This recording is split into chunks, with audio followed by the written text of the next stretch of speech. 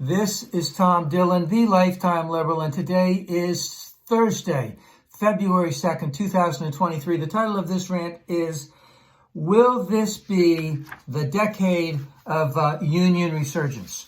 So lots going on in the news right now, but we're not going to get a minimum wage increase from these Republicans, so we won't see anything like that for at least 2 years. How will the proletariat be able to navigate this terrible times that we're going through right now? And hopefully we can have a union resurgence for that. So recently we've had a lot of unions stuff going on. Starbucks has some unions now. Who else? Amazon. They're fighting it like hell. But we do have unions there right now. We had about a 200,000 total increase in union this year. And surprisingly, 31,000, we lost 31,000 union jobs, which were all whites, and we gained 231,000 people of color.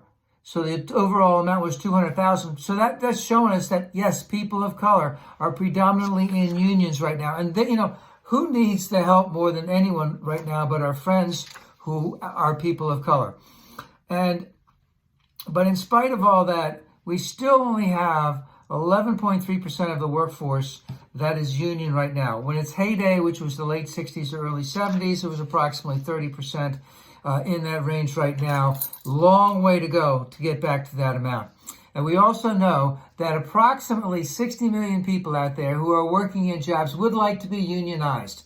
We need homegrown, let's just say, heroes to come up and take the lead, take the charge to try and unionize these things. Because when you look at Starbucks, a lot of them are small stores, 30 people, 50 people, something like that.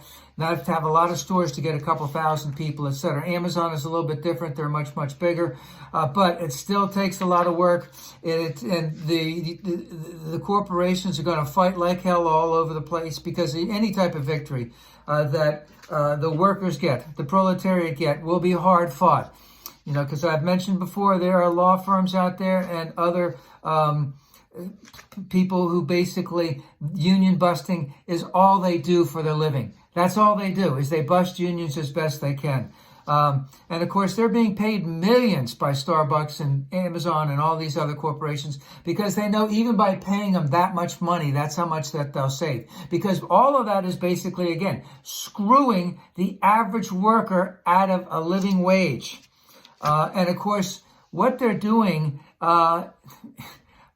is legal, and what they're doing, a lot of it, is illegal. And even when they're caught, they're still doing illegal things about it. We need to increase the budget of the Department of Labor, the National Labor Relations Board, because we need to have workers who are working and living, as opposed to just working and paying their bills, or barely paying their bills at all.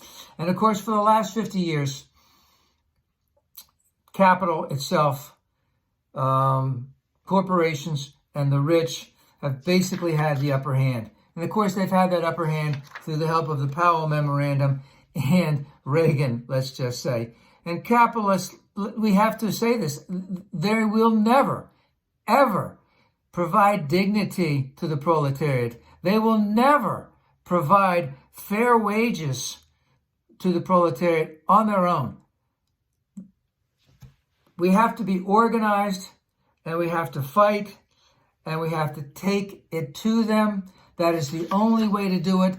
We need to have a strong middle class. We need to have strong protections for our workers, and hopefully this will be the decade of the proletariat, the decade of increased unions.